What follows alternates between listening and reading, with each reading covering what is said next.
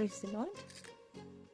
और आज हम उपवास के विषय पर थोड़ी देर उस उपवास और प्रार्थना के विषय पर हम थोड़ा मनन करेंगे, क्योंकि इन दिनों अभी देखिएगा 14 तारीख से हमारे लेंट डेज शुरू हो जाएंगे। तो बहुत लोगों को केवल एक रूढ़िवादी एक परंपरा के रूप में उसको लेते हैं, लेकिन उनको समझ में नहीं आता कि उपवास और प्रार्थना का महत्व बाइबल के अनुसार क्या है। तो हम इस पर मनन करेंगे और ये सुंदर विषय है कि हम सब मैं समझ पाई, तो मैंने सोचा आपके लिए भी ये थोड़ा सा शेयर करने पाऊँ। तो हम इस बात पर मनन करेंगे कि उपवास के प्रार्थना से होता क्या है। आप सोचते हैं क्या जरूरत है भाई इतना उपवास में प्रार्थना में बैठे, उससे होता क्या है। ध्यान दें, उपवास की प्रार्थना कोई जादू की छड़ी नहीं कि इतना से इतना बार करो और कोई भी काम हो जाएगा। नहीं मेरे प्रियो, ऐसा नहीं। आइए हम बाइबल में से देखें कि लोगों ने किन किन कारणों से और कब कब उपवास किया। जब मूसा ने उपवास किया, साथ में प्रार्थना की, तब उसे जीवित वचन मिला।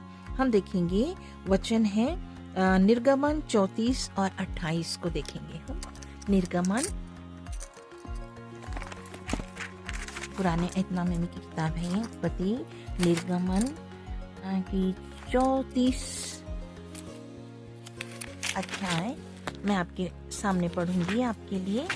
इसमें 34 वचन और 28वीं आयत को हम पढ़ते हैं, जिसमें लिखा है, मूसा वहां यहोवा के संग 40 दिन और 40 रात रहा, और जब तक न तो उसने रोटी खाई और न पानी पिया, और उसने उन तख्तियों पर वाचा के वचन अर्थात 10 आज्ञाएं लिख दी। देखो, ये मूसा का उपवास। और जब राजा यहोशापात ने उपवास किया, साथ प्रार्थना की, तब उसे मार्गदर्शन और अपने शत्रु के ऊपर विजय मिली। हम देखते हैं दूसरे इतिहास 20 अध्याय इसका 1 से 15। दूसरे इतिहास राजा है, इतिहास है तो सेकंड क्रॉनिकल्स इंग्लिश में हम बोलेंगे। इसका हम देखेंगे 20 अध्याय और 1 से अगर 15। दूसरा इतिहास 20 अध्याय 1 से 15 मैं पढ़ूंगी आपको आपके लिए, और उसमें क्या लिखा है। तब यहोशापात डर गया और यहोवा की खोज में लग गया और पूरे यहूदा में उपवास का प्रचार करवाया। अतः यहूदी यहोवा के से सहायता मांगने के लिए इकट्ठा हुए, वरन वे यहूदा के सब नगरों में यहोवा से भेंट करने को आए। तब यहोशापात यहोवा के भवन में नए आंगन के सामने यहूदियों और यरूशलेमियों को मंडली में खड़ा होकर यह कहने लगा, हे हमारे पितरों के परमेश्वर यहोवा, क्या तू स्वर्ग में परमेश्वर नहीं है? और क्या तू जाति जाति के सब राजाओं के ऊपर प्रभुता नहीं करता? और क्या तेरे नाम से ऐसा बल और पराक्रम नहीं है कि तेरा सामना कोई नहीं कर सकता? हे हमारे परमेश्वर, क्या तूने इस देश के निवासियों को जो अपना प्रजा और इज़राइल के सामने से निकाल कर इन्हें अपने मित्र अब्राहम के वंश और सदा के लिए ले नहीं दे दिया? वे इनमें बस गए और इसमें तेरे नाम का एक एक पवित्र स्थान बनाकर कहा, यदि तलवार पर मरी या अकाल या कोई विपत्ति हम पर पड़े, तो भी हम इसी भवन के सामने और तेरे सामने तेरा नाम तो इस भवन में बसा है, खड़े होकर अपने क्लेश के कारण तेरी दोहाई देंगे और तू सुनकर बचाएगा। और अब अम्मोनी, मोआबी और सेईर के पहाड़ों के देश में, जिन पर तूने इस्राएल को मिस्र के आने के समय चढ़ाई करने न दिया, उनमें से मुड़ के उनका विनाश न किया। तब देख, वे ही लोग तेरे लिए अधिकार के सब देश में से जिनका अधिकार तूने हमें दिया है, हमको निकाल कर कैसा बदला दे रहे हैं। तू उनका न्याय करना करेगा। इस तरह से वो परमेश्वर से विनती कर रहा है। और तब वो कहने लगा, हे सब यहूदियों, हे यरूशलेम के रहने वालों, हे राजा यहोशापात, तुम सब ध्यान दो। तुमने यो कहा, तुम इस बड़ी भीड़ से मत डरो और तुम्हारा मन कच्चा न हो, क्योंकि युद्ध तो तुम्हारा नहीं परमेश्वर का है। कल उनका सामना करने को जाना और देखो वे शीश से चढ़ाई करेंगे और यरूशलेम का नाम जंगल के सामने नाले के तीर पर तुम्हें मिलेंगे। अब परमेश्वर से देखो वो किस तरह से प्रार्थना करने लगा और यहोशापात ने भूमि की ओर करके झुका और सब यहूदियों और यरूशलेम के निवासियों ने यहोवा के सामने गिर के यहोवा को दंडवत किया। और क्या लिखा है, यह कहातियों और कोरहियों में उन्हें लेवी और खड़े होकर इस्राएल के परमेश्वर यहोवा की स्तुति अत्यंत ऊंचे स्वर से करने लगे। वे सवेरे उठकर तकोवा और जंगल की ओर निकल गए और चलते चलते यहोशापात ने खड़े होकर कहा, इस्राएलियों, हे यरूशलेम के निवासियों, मेरे सुनो, अपने परमेश्वर यहोवा पर विश्वास रखो, तब तुम स्थिर रहोगे और उनके नबियों की प्रतीति करो, तुम कृतार्थ हो जाओगे। इस तरह से वो परमेश्वर का धन्यवाद करता है और उपवास की प्रार्थना के साथ उन्होंने अपने लड़ाई में विजय पाते हैं। आगे हम देखते हैं, आपके लिए आगे हम वचन को देखेंगे और उपवास देखेंगे हम। नेहम्या का उपवास के साथ प्रार्थना की, तब वह राजा की दृष्टि में उस पर दया पाई गई और अपने लोगों के लिए छुड़ौती का कारण बन गया। देखेंगे हम नेहम्या 1 से 11। नेहम्या के लिए भी हम अगर देखते हैं तो नेहम्या ने बहुत सुंदर प्रार्थना करी। नेहम्या के पहले अध्याय में देखिए उसने किस तरह से अपनी बात को परमेश्वर के सामने वो रखता है और ये बातें सुन के मैं अर्थात नेहम्या बैठकर रोने लगा कि कितने दिन तक विलाप करता रहा, स्वर्ग के परमेश्वर के सम्मुख उपवास करता और यह कहकर प्रार्थना करता रहा, हे स्वर्ग के परमेश्वर यहोवा, हे महान और भयों के ईश्वर, तू जो अपने प्रेम करने वाले और आज्ञा मानने के विषय में अपनी वाचा पालता और उन पर करुणा करता है, तू कान लगा, आंखें खोल कि जो प्रार्थनाएं तेरा दास इस समय तेरे इज़राइल के लिए दिन रात करता रहता है उसे सुन ले। मैं इज़राइलियों के पापों को जो हम लोगों ने तेरे विरुद्ध किए हैं मान लेता हूँ। मैं और मेरे पिता के घराने दोनों ने पाप किया है। हमने तेरे सामने बहुत बुराई की है और जो आज्ञाएं, विधियां और नियम तूने अपने दास मूसा को दिए थे उनको हमने नहीं माना। उस वचन की सुधि ले जो तूने अपने दास मूसा से कहा था, यदि तुम लोग विश्वासघात करो तो मैं तुमसे देश देश के लोगों को तितर बितर करूंगा, परंतु तुम मेरी ओर फिरो, मेरी आज्ञाओं को मानो, उन पर चलो, तो चाहे तुम में से निकाले हुए लोग आकाश की छोर से भी क्यों न हो, तभी मैं उनको वहीं से इकट्ठा करके इस स्थान में पहुंचाऊंगा कि मैंने अपने नाम के निवास के लिए चुन लिया है। अब वे तेरे दास और तेरी प्रजा के लोग हैं जिनकी तूने अपनी बड़ाई और सामर्थ्य बलवान के हाथ से करी। तो हे प्रभु, विनती वह है कि तू अपने दास की प्रार्थना पर और अपने दोस्तों की प्रार्थना पर जो तेरे नाम का भय मानते हैं कान लगा और आज अपने दास का काम सफल कर और उस पुरुष को उस पर दयालु कर। मैं तो राजा का प्रिय हूँ। वो राजा के सामने जाने से पहले अपने उपवास और प्रार्थना में करता है ताकि उसको परमिशन मिले, जाए यरूशलेम की दीवारें जो टूट गई हैं, जले हुए फाटक है, उनको रिपेयर करने के लिए, पुनः स्थापना करने के लिए वो परमेश्वर से प्रार्थना करता है अपने लोगों के लिए। और एक बांधने का काम, वो पूरा एक पत्र भी राजा से लिखवाता है। तो परमेश्वर ने उसकी प्रार्थनाओं को सुना और उसके लिए ये काम पूरा किया। इज़रा के बारे में अगर हम पढ़ें, इज़रा का अध्याय 8:21, इज़रा ने भी अपनी प्रार्थना बड़ी उपवास और लगन के साथ प्रभु के सामने बैठा और अपने प्रभु से अपनी बात को मनवाता है। तो ये उपवास प्रार्थना का समय जो है हमारे लिए परमेश्वर से बातचीत के लिए है। उपवास और प्रार्थना में इज़रा के द्वारा अगुवाई करना। तब मैंने कहा, वहां अर्थात अहोवा नदी के तट पर उपवास का प्रचार इस आशय से किया कि हम परमेश्वर के सामने दीन हो और उसे अपने और अपने बाल बच्चों और अपने समस्त संपत्ति के लिए सरल यात्रा मांगे।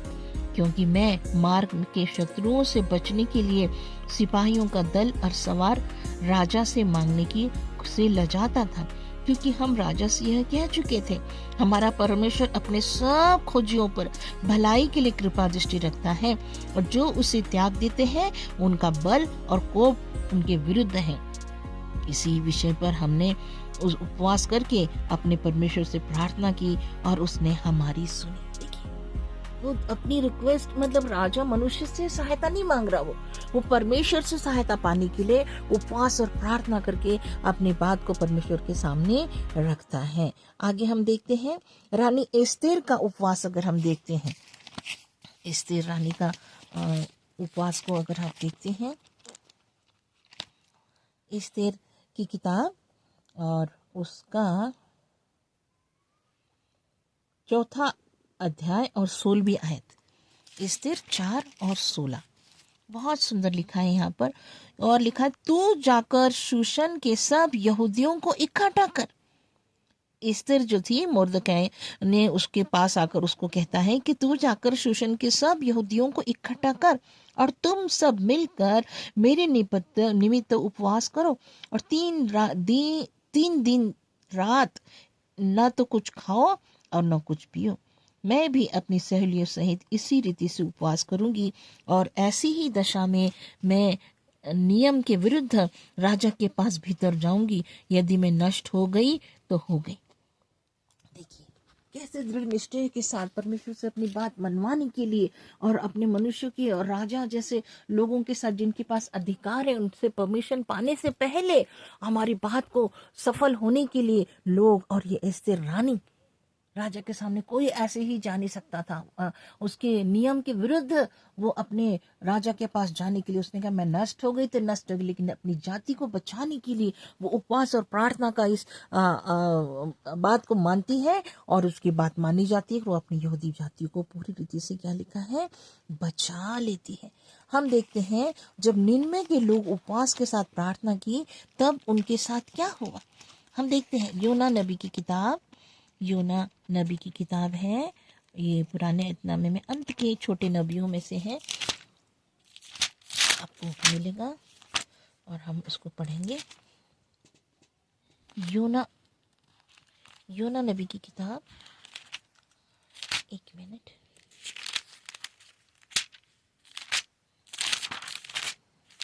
योना ने जब 99 शहर में परमेश्वर उसको भेजता है कि आपको जाकर के वहाँ प्रचार करना है, आपको बताना है कि परमेश्वर आपसे बड़ा नाराज है, आपको नाश करने वाला है, तो परमेश्वर की आवाज को उनको पहुंचाना है। लेकिन योना क्या करता है, घबरा जाता है वहां के लोगों से, राजाओं से, और वो भागने की कोशिश करता है। जब 99 के लोगों ने उपवास और प्रार्थना की तब उनका देश नाश होने से बचाया गया। हम देखेंगे योना 3:6-10, योना नबी की किताब 3 अध्याय 6 से हम 10वीं आयत तक।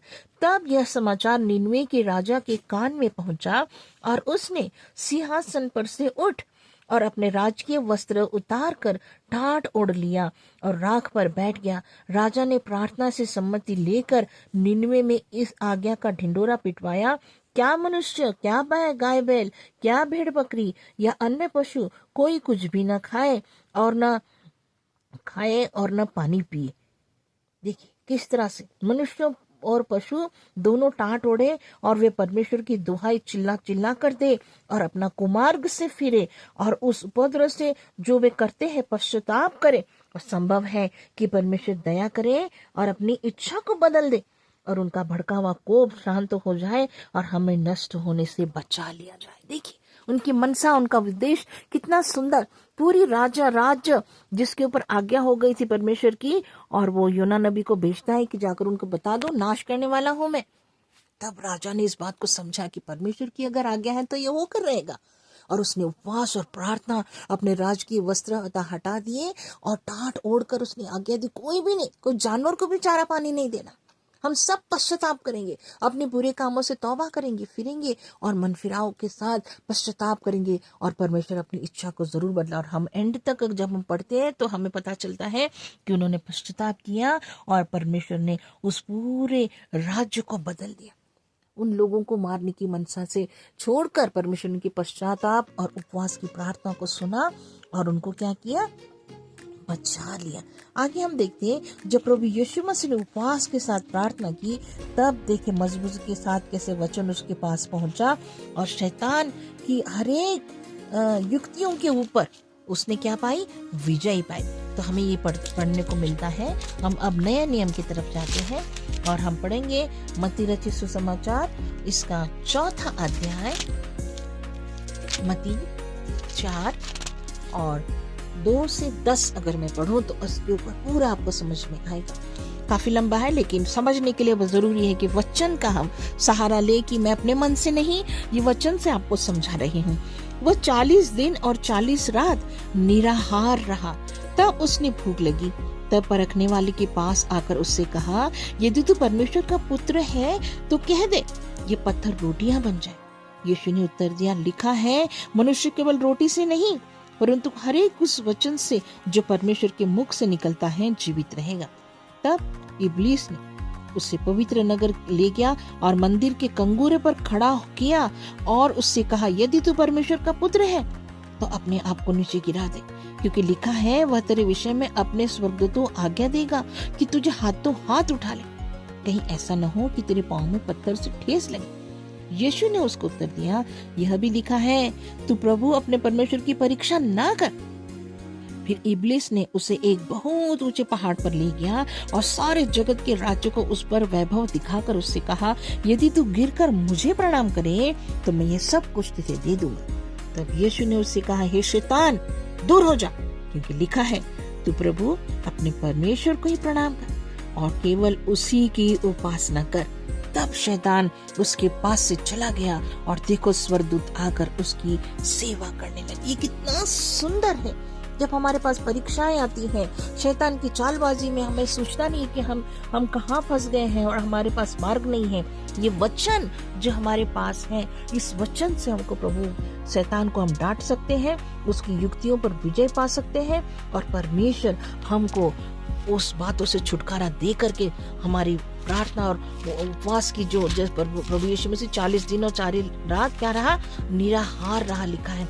तो इस तरह से परमेश्वर हमारी प्रार्थनाओं को सुनता है और जब हम प्रार्थना और उपवास में हमारी सामर्थ्य मिलती है कि हम शैतान को डांट सकते हैं। उसने कहा, हे शैतान, यहाँ से मुझसे दूर हो जा, दूर हो जा, बहुत चालबाजी कर रहा, बहुत मुझे फंसाने की कोशिश कर रहा है। हम उसको डांट सकते हैं और परमेश्वर की इस सामर्थ्य जब हम पाते हैं, उपवास और प्रार्थना में हम कमजोर नहीं होते, आत्मिक रीति से हम सामर्थ्य बन जाते हैं और हम शैतान जैसे बुरी रचनाओं को, बुरी बातों को, दुष्ट जैसे व्यक्तियों को हम डांटने की, शैतान को अपने जीवनों में से, दूसरों के जीवनों में से भी भगाने की सामर्थ्य को रखते हैं। प्रभु को महिमा मिले। साथ ही साथ मैं आपके लिए पढ़ूंगी कि हमारे जीवन में चंगाई के लिए लेकर के आता है ना। तो देखेंगे हम निर्गमन 23 का 25, निर्गमन 23, एक्सोडस 23 and 25 वर्स। तू अपने परमेश्वर यहोवा की उपासना करना, तब वह तेरे अन्न जल पर आशीष देगा और तेरे बीच में से रोग दूर करेगा और तेरे देश में न तो किसी का गर्भ गिरेगा, न कोई बांझ होगा और तेरी आयु भी मैं पूरी करूंगा। देखिए कितनी आशीष है जब उसकी उपासना, आराधना, उसकी उपस्थिति में बैठना। उपवास प्रार्थना क्या है? सब कुछ, अन्न जल सब अलग रख के, अपने मनोरंजन के कामों को सबको अलग रख के हम कमरे में बैठकर परमेश्वर की स्तुति कर रहे हैं, गीत गा रहे, वचन रख रहे और फिर अपनी बात को रख रहे हैं और प्रार्थना करते जा रहे। ये उपासना एक तरीके से जब हम करते हैं तो क्या होता है, परमेश्वर कहता है तूने जो अन्न जल तो छोड़ा है, उपवास से अलग रखा है, निराहार भी, लेकिन मैं उसको भी आशीष करूंगा। तेरी प्रार्थनाएं, दुआएं केवल सुनी नहीं जाएगी, वरन तेरा अन्न जल भी आशीषित होगा और तू क्या होगा, शीघ्र ही तू चंगा हो जाएगा और तेरी आयु भी बढ़ेगी और तुझको मैं आशीष दूंगा, क्योंकि तूने मेरी क्या करी है, उपवास प्रार्थना करके तूने क्या करी है, मेरी आराधना। ये सुंदर आशीष और बेनिफिट्स आपको मिलते हैं जब परमेश्वर की उपस्थिति में सब कुछ अलग रख करके हम उसके उपस्थिति में जब आते हैं। और हम देखेंगे 2 कोरिन्थियंस, बहुत सुंदर वचनों में से हमें सीखने को मिलता है। ऐसे दिन नहीं है, इन उपवास के दिनों में अपने आप को तैयार करें, जाने और समझे कि परमेश्वर के वचन से हम लोगों के अनुभवों से हम अपने उपवास और प्रार्थना को दृढ़ करें और अपनी जो आवश्यकता है, अगर आप बीमार हैं, आपके अंदर दुष्ट की सामर्थ्य से आप ग्रसित है, भय है, परेशानियां हैं, तो प्रभु आपको बचाने के लिए तैयार है। मैं और एक पढ़ूंगी, उपवास की प्रार्थना यह हमारे जीवन में से बंधनों को तोड़ देती है। इसलिए हम देखेंगे कि 2 कुरिन्थियों 3:17, 2 कुरिन्थियों इसका 3 अध्याय और उसकी 17वीं आयत, प्रभु तो आत्मा है और जहाँ कहीं प्रभु का आत्मा है वहाँ स्वतंत्रता है। देखिए, जब आप प्रभु की आत्मा में होकर उसके साथ एक होकर के विनती करते हैं, प्रार्थना करते हैं, तो हमें क्या होता है, बंधनों से आजाद, हम आजाद हो जाते हैं। हम आजाद रहकर परमेश्वर की आत्मा और सच्चाई से आराधना करते हैं, तो हर एक बंधन, हर एक बंद दरवाजे आप परमेश्वर के नाम से उसकी प्रार्थना विनती करके हम क्या कर सकते हैं, उनको आजाद हो सकते हैं, बंधनों को तोड़ सकते हैं। एक बार महान परमेश्वर के एक दास ने कहा कि अब बहुत ही ध्यान से पढ़ें, क्योंकि हम एक रहस्य में इस बात को हम जाने और समझे, वचन को जब हम पढ़ते हैं कि सीखने के लिए, ताकि हम जाने। जब चेलों ने एक बार एक दुष्ट आत्मा को निकाल ना पाए थे, तो उन्होंने प्रभु से क्या कहा था, उसे क्यों नहीं निकाल पाए? प्रभु ने उससे कहा था कि अपने विश्वास की घटी के कारण, लेकिन फिर वह आगे कहता है कि यह जाति बिना उपवास और प्रार्थना के नहीं निकलती। देखिए कैसे परमेश्वर का वचन हमें गाइड करता है और हमें बताता है कि हम उपवास और प्रार्थना से अपने जीवन में आए हुए हर एक दुष्टात्माओं के प्रभाव को हम निकाल सकते हैं, क्योंकि परमेश्वर आपका विश्वास बढ़ाता है। आप दृढ़ विश्वास करते हैं उपवास और प्रार्थना से, केवल और केवल हम पर, जैसे नेहमिया और वो जो राजा है, उन्होंने क्या कहा, मुझे तो बड़ी शर्म आती राजा के सामने कोई सहायता मांगने के लिए, मैं तो अपने परमेश्वर से ही सहायता मांगूंगा, इसलिए आओ हम उपवास करें, प्रार्थना करें, क्योंकि परमेश्वर आगे बढ़ने के लिए हमें विजय देगा और हमारे हर काम को वो सफल करेगा। मेरे प्रियो, उपवास और प्रार्थना को हल्के में ना ले, ये बहुत शक्तिशाली एक मसीह जीवन के लिए एक सामर्थी एक ऐसा समय है। तो हमारे लेंट डेज में आप अपनी मनमानी ना करें, मनोरंजन की चीजें, आपकी हर वो बात जो आपको अच्छी लगती है उसको अलग रखिए। अगर आप भोजन एक टाइम का छोड़ सकते हैं, 2 समय का छोड़ सकते हैं, सुबह से लेकर के शाम तक, आप चाहे तो आप पानी पीकर रह सकते हैं या लिक्विड लेकर के, या आप जैसी आपकी सामर्थ्य है उसके अनुसार खाने पीने पर ज्यादा फोकस मत रखिए। ये रखिए कि प्रभु के लिए समय अलग निकाल कर उसकी उपस्थिति में जितना अधिक आप बाइबल वचन पढ़िए, जिन अबुओं को, जिन वचनों को मैंने आपको बताया, काफी लंबे पैसेजेस है, मैं कुछ महत्वपूर्ण वर्सेस को पढ़ने पाई, उनको आप खोल खोल के पढ़िए, रोज एक पढ़िए, आपको कितने सारे दिनों में ये सहायता करेगा। और उन पर विचार कीजिए कि प्रभु, जब आपने उनको सहायता करी, जब उनकी बात को आपने समझा है प्रभु, तो मेरी भी सहायता करें। मैं कमजोर इंसान हूँ, मैं नहीं समझता कि उपवास प्रार्थना का बल और उपवास प्रार्थना की सामर्थ्य क्या है, लेकिन आज मैंने इन वचनों से सुनकर, इन अनुभवों को, इन अध्यायों को, इन चैप्टर्स को, इन आपके भविष्यवक्ताओं के, आपके लोगों के, आपके दासों के अनुभवों को जब हमने पढ़ा है, सुना है प्रभु, तो मेरे जीवन में कार्य करे, मुझे मदद करे कि मैं चाहे इस 40 दिनों में, चाहे आप 1 दिन उपवास करके शुरू कीजिएगा, कभी आप 3 दिन ही उपवास रख दीजिए, कभी आप 7 दिन को देख सकते हैं, कभी आप 10 दिन को, कभी आप 21 दिन को और 40 दिन को भी। तो धीरे धीरे जब अपनी सामर्थ्य को बढ़ाइए, प्रभु की उपस्थिति में बढ़िए, आप कमजोर नहीं होंगे, प्रभु आपको नहीं छोड़ेगा। ये रोटी से नहीं, परमेश्वर के वचन से जीवित रहेगा। तो प्रभु आपको अपने अंदर जीवन का जल आपको मिले, वो जीवन की रोटी मिले इन वचन से। प्रभु आपको सामर्थ्य दे और लेंट डेज में आप नया अनुभव प्राप्त करें, क्योंकि इस समय आइए हमें जाने कि दिन बुरे हैं। प्रभु हमें अपने दिन को गिनने की, अपने दिन को सही मायने में बिताने के लिए अपने राजाओं का मन को बदलने। जैसे नेहम्याह ने क्या करा, जब उसको बताया तो राजा से अपनी चिट्ठी लिखवाई कि तू मुझे परमिशन देगा और मैं जाकर के उन बड़े लोगों से अपना सारा काम करवाऊंगा। प्रभु आपके लिए ऐसे राजाओं को, ऐसे लोगों को खोलेगा, आपके द्वारों को खोलेगा, जो आपके काम रुके हैं, जो प्रार्थनाएं अनसुनी है, आप प्रार्थना उपवास करेंगे और प्रभु आपको आपकी प्रार्थनाओं को सुनेगा। इन वचनों से प्रभु आपको आशीष दे। जरूर उपवास प्रार्थना में बैठे और इन दिनों अपना विजयी जीवन जीने में परमेश्वर आपकी सहायता करे। आमीन।